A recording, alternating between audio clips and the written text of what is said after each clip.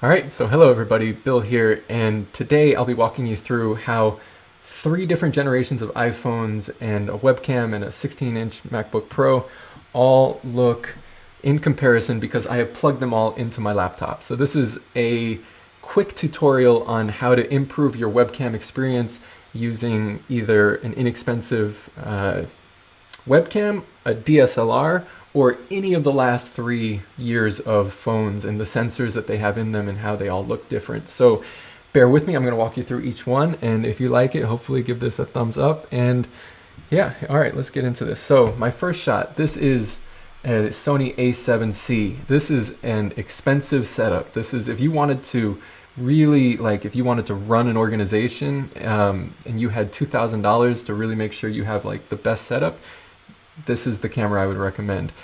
Moving on, we've got the iPhone 11 Pro. So this is my phone up until a week or two ago when the iPhone 12 came out, and I gotta say it's looking really good. I think this shot is pretty clean.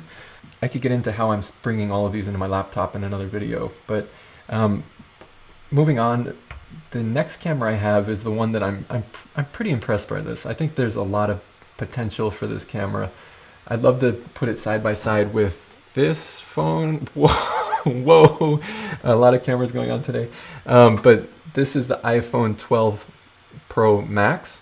I'd love to compare it to the regular iPhone 12s because everyone's saying there isn't that much difference between the cameras. I think there's a lot that can be said for how it could be used just as a webcam. It's what I was hoping when I bought the camera. It's got a larger sensor, lots of data science going into the shot right now.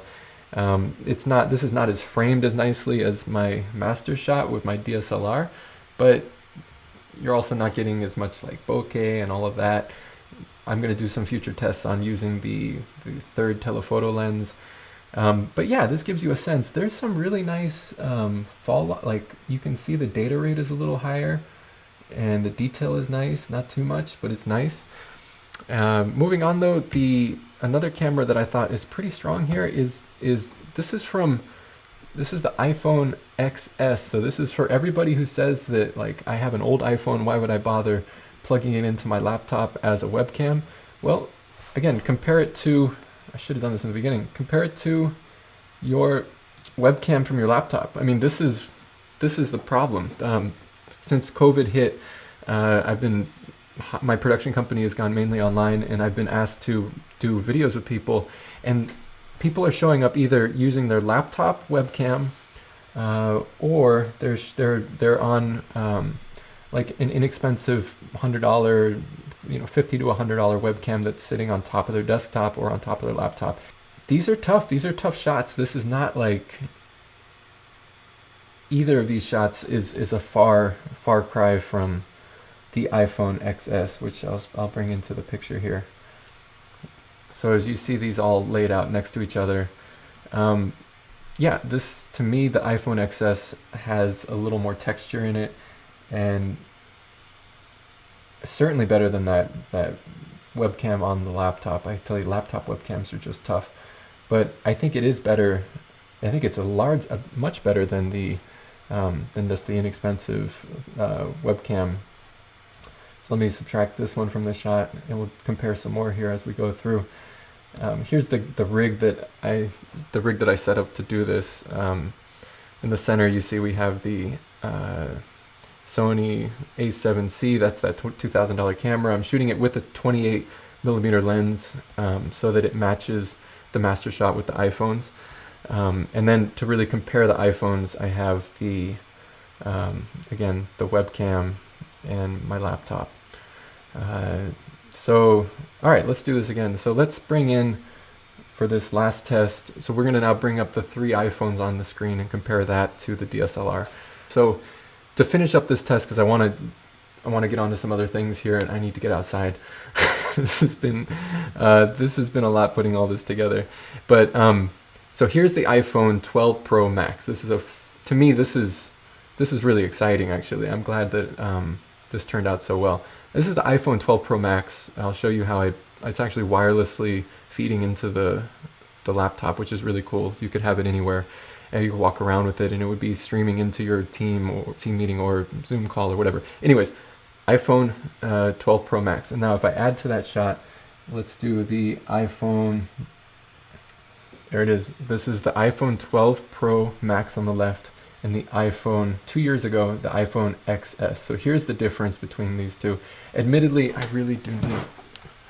I just realized I haven't cleaned the lens on this old phone in a long time. So, fast tip of the day: make sure all your phones are clean. But even as I lean forward, you can see that. Yeah, to my mind, the XS is nice. Again, it's still a lot better than, you know, my 16-inch MacBook Pro or my Amazon webcam that I picked up for like $40. But yeah, let's go back to this. So iPhone 12 Pro Max, and let's add to that the other iPhone. So this is my last year's iPhone on the right here, and the iPhone 12 Pro Max up top. So to me, let's see. I gotta say, it is you can see the difference here in the pores in my skin are coming across. It just looks more, especially down with my hands. Again, the framing is different, slightly different on each of these. It helps if I'm looking at each one of them. And now for the final moment, let's bring up the third. So there it is. Let's get my face centered here. These are the last 3 generations of iPhones as they compare. Admittedly, each of these phones is, I'm using a different way of bringing it into the computer. So I've got 2 running on NDI and 1 running just through eCam with a Thunderbolt cable. So maybe I need to do some more tests on that. But the preliminary results are that they're all a lot better than this thing right here, which again is the problem. This is the problem. The 16-inch MacBook Pro, any kind of laptop you're using, unless you have extreme light, even then it's still not great. This is the problem. I consider for production the webcam, you know, just not interesting. Like, it's okay, but again, it's kind of like blocky. And comparing that all to the DSLR. Now, it's not hard to bring a DSLR into a to use one as your webcam. So that is kind of where I'm heading with this. I wanted you to, though, I know there's a lot of people who are not going to want to spend any money at all to improve their webcam experience. So if you wanted to just show up on a web call like this, like you're really trying to, you know, it's like the equivalent of getting dressed up for something, then this is there, and this is not a hard shot to create. This is like, but it does cost about $2,500. The other shots from today, again, if I pull them up, we've got, here it is. Which one is this? This is the iPhone 11 Pro compared to my DSLR. And here is, this is the iPhone 12 Pro compared to the DSLR. Again, these are framed very similarly because the 12 Pro is sitting on top. You know, in some ways, and this is because on a DSLR there's a lot of you know, settings that you can manipulate. I kind of feel like the iPhone is maybe set up a little better. You're not getting the background kind of blur, but you're not seeing that so much. And finally, in comparison, I don't know, I think that's it. I'm starving. I need to get outside. It's been really fun putting all of this together. I even today got my overhead, my overhead camera set up so I can start to demonstrate other things like the iPhone 12 mini, which there's a lot to like about this little phone. But for now, just wanted to share with you guys again the fact that first off, we've got 8 sources that are feeding into my laptop without much hardware, which is really, really interesting. And yeah, thank you for watching this. Give it a thumbs up if you enjoyed it and you found it helpful. And again, don't take this. I never want to make people feel like they have to spend money to improve their presence online. So there's a lot here that can be done with just like a small app purchase or something like that. But yeah, nobody should feel like they have to show up,